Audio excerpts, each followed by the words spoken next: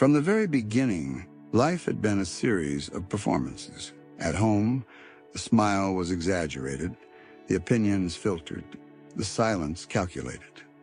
At school, every answer was rehearsed, every movement timed with precision to earn praise or avoid disapproval. Approval was the invisible currency that bought a fleeting sense of worth.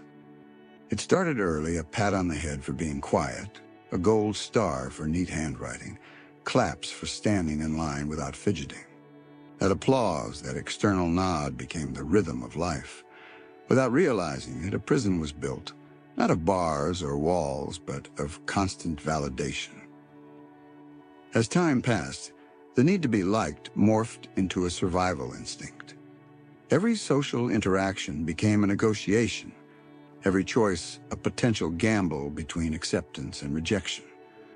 Clothes were chosen not for comfort, but for compliments. Words were spoken not for truth, but for alignment with the expectations of others. Even laughter was measured, matched to the tone of those around, just to fit in. There was a sense of peace, yes, but it was brittle, like glass waiting to shatter at the first sign of disapproval. At work, this approval-seeking nature manifested in overworking, overpromising, and constantly nodding in agreement, even when the soul screamed otherwise. Staying late, saying yes when the body begged for rest, volunteering for tasks that didn't align with any personal purpose, all in the name of being liked, respected, admired. The fear of not being enough lingered like a shadow. Compliments became the drug, and criticism the poison that could spoil an entire week. The opinion of others dictated whether the day was good or bad, whether the mirror reflected pride or shame. But one day, something subtle broke. It wasn't dramatic, no loud realization or sudden awakening, just a quiet moment in a crowded room where everyone was laughing, and the laughter felt forced. A mirror moment, not the physical mirror, but a reflection of the soul, where the question emerged, clear and jarring. Who am I without their approval? The silence that followed was uncomfortable. No answer came. Just more questions.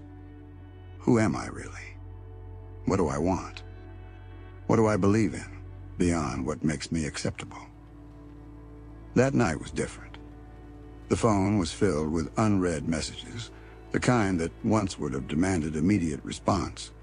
But this time there was no urge to reply instantly, no need to be seen as available or responsive. There was space to breathe. A journal was opened for the first time in years, and the words that spilled out were not curated for an audience. They were raw, hesitant, but real. I'm tired of being what they want. I want to know who I am when no one is watching. The days that followed were disorienting. Saying no felt terrifying. Speaking honestly without cushioning the truth with sugar felt like walking barefoot on thorns. But each act of truth, no matter how small, created a crack in the old armor of approval. And through those cracks, light began to seep in. There was a moment unforgettable in its quiet power when someone important, a boss perhaps, expressed disappointment. In the past, such words would have sent waves of anxiety. But this time there was only calm, a simple understanding. Disappointment's not death. Disapproval is not destruction. It's just a passing moment in someone else's world, not a verdict on personal worth. That calmness was a revolution. The mirror no longer asked for permission to like the reflection. There were days when the face was tired, the clothes uncoordinated, the responses slower, and yet a quiet acceptance bloomed. I am allowed to be like this. That permission, given not by the world but by the self, changed everything. The energy once spent in people-pleasing was redirected inward into curiosity, creativity, solitude, and silent joys. Conversations became more honest. Instead of nodding in agreement to avoid tension, there was courage to say, I see it differently. Some people distanced themselves, those who were comfortable, only with versions molded to their liking. But that too was okay. Losing people was no longer a loss if it meant finding truth. And surprisingly, new connections formed deeper, more authentic ones. Connections where masks were unnecessary and silence wasn't awkward. Where being was enough. Work changed too. The fear of not being liked gave way to a focus on doing what mattered. Feedback was received without flinching, filtered for usefulness rather than ego bruises. The voice, once timid, now asked questions, challenged ideas, proposed innovations. Respect came, not from being agreeable, but from being grounded. One afternoon, while sitting alone in a cafe, the realization struck deeply. The world hadn't ended. People hadn't abandoned. In fact, life had simplified. There was more time, more clarity, more energy. Joy was no longer dependent on praise, and pain no longer magnified by criticism. The pendulum had slowed down. Emotional whiplash was replaced with steadiness. There were still moments of temptation and the old patterns of approval-seeking whispering like ghosts. But now there was awareness, and with awareness came choice. The choice to not perform, to not apologize for being, to speak slowly even when interrupted, to not laugh at unfunny jokes just to fill silence, to say I don't know without shame, to walk away when values were compromised, even at the cost of short-term discomfort. In relationships, a new kind of love emerged, one not born of dependency, but of wholeness. Loving not to be loved in return, but as an expression of completeness. Giving without the hunger for gratitude. Listening without the pressure to fix. And when conflict arose, facing it without the terror of being rejected. The world didn't fall apart when boundaries were set. Instead, it became clearer who truly respected and cherished the real self. The biggest change, perhaps, was the inner dialogue. The once constant self-criticism softened.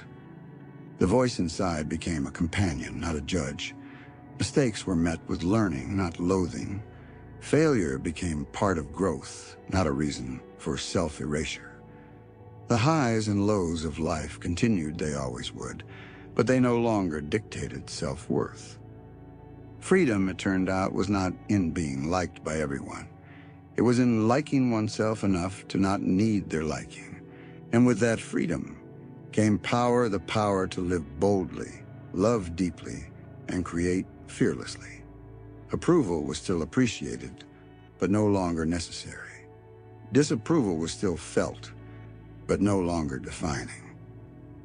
The world remained the same in its chaos, its beauty, its unpredictability. But from this new lens, it was navigated differently. There was no longer a need to prove, to perform, to perfect. There was only presence, and in that presence, everything changed. The smile, once rehearsed, became genuine. The choices, once filtered, became intuitive. The days, once dictated by others, became self-directed. The identity, once fragmented by roles and expectations, became whole. This was not a destination reached, but a journey begun, the journey of becoming, unbecoming, and becoming again. Not for applause, not for validation, but for truth. The approval that once held the keys to happiness now sat silently, unneeded. Life in all its imperfection had become enough. Not because everyone agreed, not because everyone approved, but because at last the heart did. And yet, the journey was not without its tests. There were moments when loneliness crept in, subtle and sharp, whispering that perhaps approval was still necessary to belong, to be loved, to feel seen.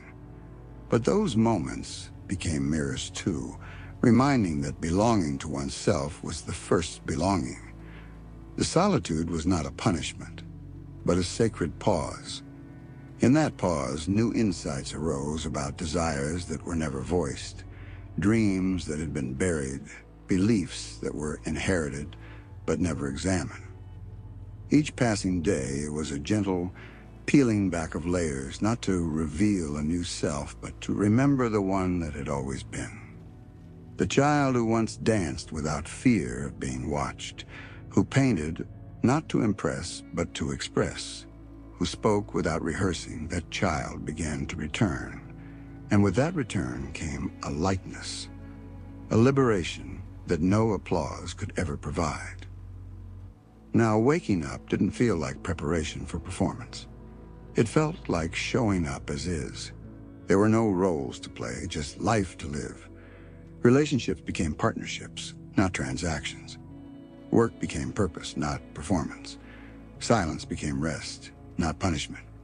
And self-love, once a distant ideal, became a quiet reality.